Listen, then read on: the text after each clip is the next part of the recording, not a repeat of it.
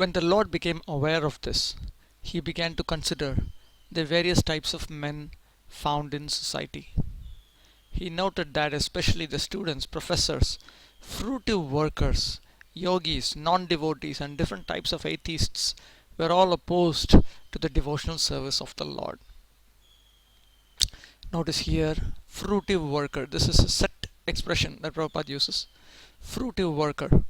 This refers to this refers to a person who is technically called a karmi.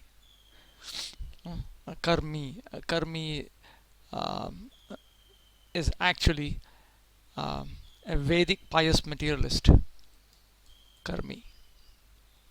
And then you have the people who are yogis.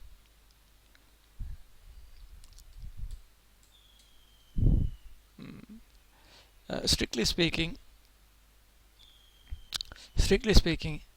these karmis and these yogis, they are members of Vedic civilization. You also have the Jnani. These are actually non-devotees. And apart from all of this, there is the Anya Abhilashi. So there are four categories of non-devotees. Mm, These are karmis, jnanis, yogis, and absolute whimsical non-devotees, people who do not accept Vedic authority at all. Uh, so you have different categories of people in society, and there are different types of atheists. An atheist is technically called uh, Nastika. Nastika means na asti iti vadinaha. Those who say that there is no authority to the Vedas, or those who say that there is no next life for the living entity. Two different types of atheists. These are called Nastikas, atheists. They are all opposed to pure devotional service to the Supreme Personality of Godhead. My mission is to deliver all the fallen souls of this age, he thought. But if they commit offenses against me, thinking me to be an ordinary man, they will not benefit. If they are to begin their life of spiritual realization, they must, some way or another, offer obeisances unto me. Thus the Lord decided to accept the renounced order of life, sannyas, because people in general were inclined to offer respects to a sannyasi.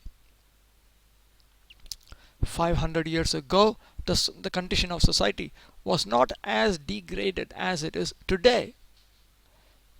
At that time, people would show respects to a sannyasi, and the sannyasi was rigid in following the rules and regulations of the renounced order of life.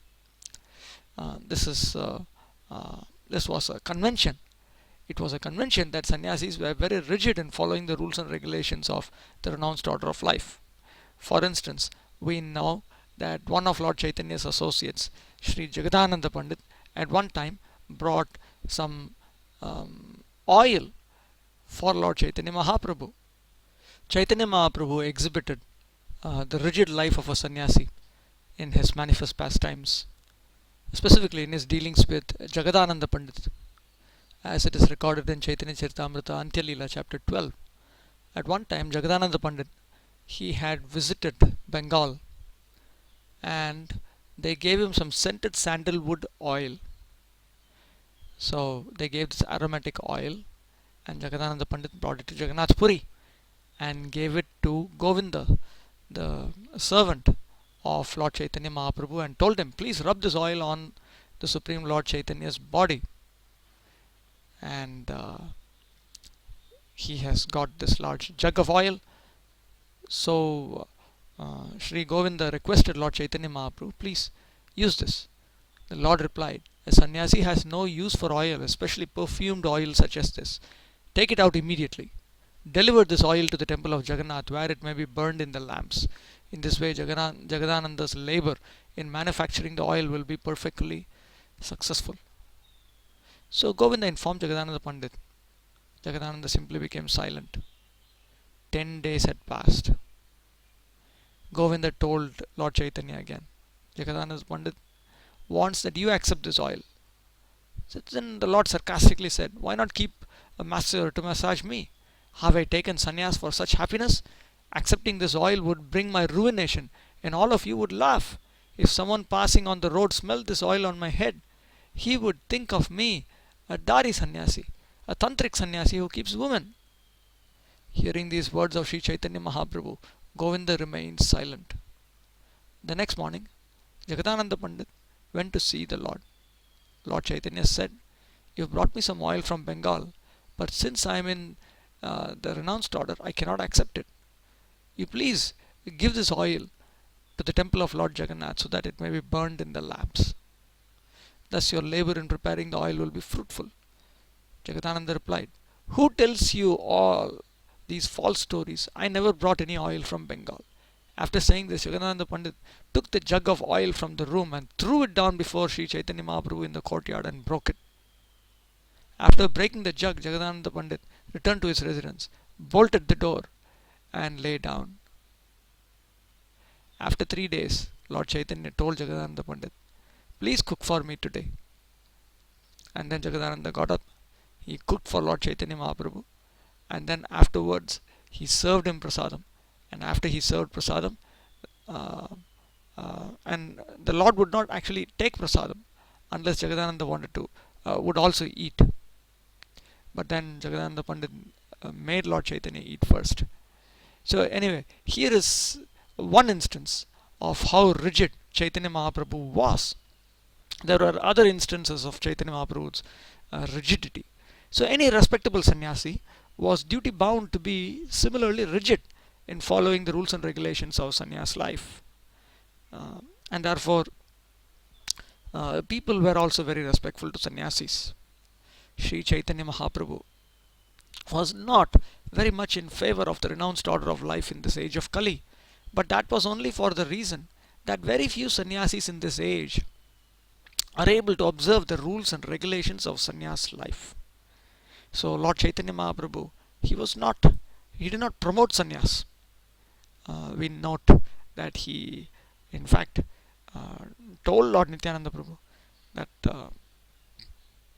you must go to Bengal and marry. Because people would think that if they don't take sannyas, they cannot progress in Krishna consciousness.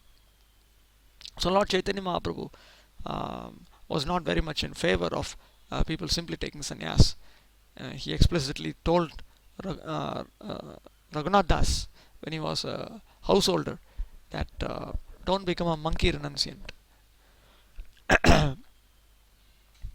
Sri Chaitanya Mahaprabhu decided to accept the order and become an ideal sannyasi so that the general populace would show him respect.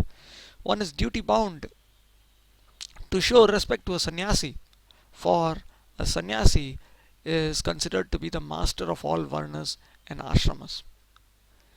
One is duty bound to offer obeisances to a sannyasi. In fact, every day, day we are duty bound to offer respects to a sannyasi. While he was contemplating accepting the sannyas order, it so happened that Keshava Bharati, a sannyasi of the Mayavadi school and resident of Katwa in Bengal, visited Navadvip and was invited to dine with the Lord. So here dine with the Lord means that the Lord wanted to serve him prasadam. He was officially a sannyasi of the Shankarite school, of the Mayavadi school. But factually Keshav Bharati was a Vaishnava. This was going on around that time. There were sannyasis who externally appeared to be Shankarite, externally appeared to be followers of Shankaracharya, but by the influence of the Srimad Bhagavatam, by the influence of the Vaishnava lines, their claims to Advaitavad or Mayavad was only nominal, was only by name. It was not completely factual. We notice that the Mayavadis consider Srila Sridhar Swami, the original commentator on the Srimad Bhagavatam, to be a Mayavadi sannyasi himself. But what kind of Mayavadi is he? He's not a serious Mayavadi at all. He's a so-called Mayavadi. In fact, Srila Bhaktisiddhanta Saraswati Thakur has pointed out that there is sufficient evidence that he is Shuddha Advaitin, a Vaishnava, Shuddha Advaitin, not a Kevala Advaitin. A Kevala Advaitin is the technical expression for a Mayavadi who belongs to the Shankaracharya group. Um, Srila Sridhar Swami accepts the personality of Godhead, the eternal transcendental nature of his opulences, and his existence and abode. So, Srila Baladev Vidyabhushan, in his commentary to the Tattva Sandarbha, has determined that Srila Sridhar Swami has ascertained that he is actually a very great Vaishnava, Parama Vaishnava. Because of this, because in his commentaries to the Bhagavatam, to the Vishnu Purana, and to Bhagavad Gita, he has correctly ascertained the Supreme Personality of Godhead's paraphernalia and himself to be eternal and transcendental beyond the modes of material nature, and being factually existing in spiritual variety. Uh, it is also clear from compilations of the Bhagavatam, such as Vishnu Puri's Bhakti Ratnavali, who is said to have been a contemporary of Lord Chaitanya Mahaprabhu. He might have appeared a little earlier, or he might have appeared a little later, or he might have been around the same time. You find compilations which decry the desire for liberation, and which state that liberation is not as valuable as attainment of pure bhakti to the Supreme Personality of Godhead. Now these unique teachings of the Bhagavatam go completely against the very foundations of Shankaracharya's teachings. So these sannyasis were just nominally, by name, Mayavadi sannyasis, and it appears that a large group of such personalities were being formed in the northern parts of India around that time. In fact, when Lord Chaitanya Mahaprabhu was conversing with Prakashananda Saraswati at Varanasi, this is recorded in Chaitanya Charitamrita, Adi Leela chapter 7, and further supplemented in Madhya Leela chapter 25.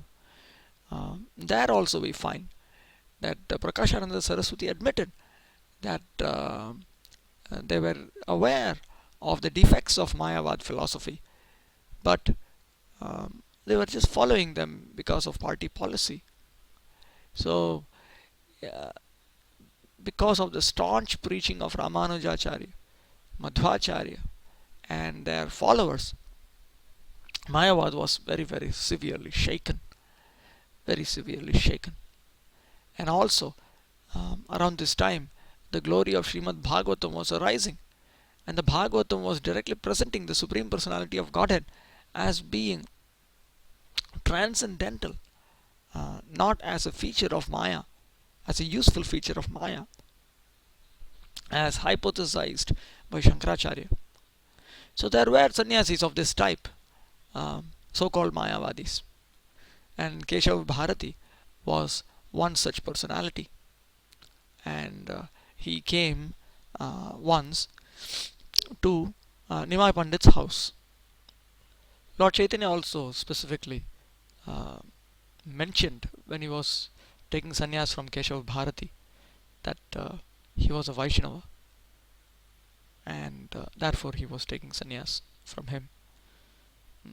This was a matter of formality. This is simply a formal consideration.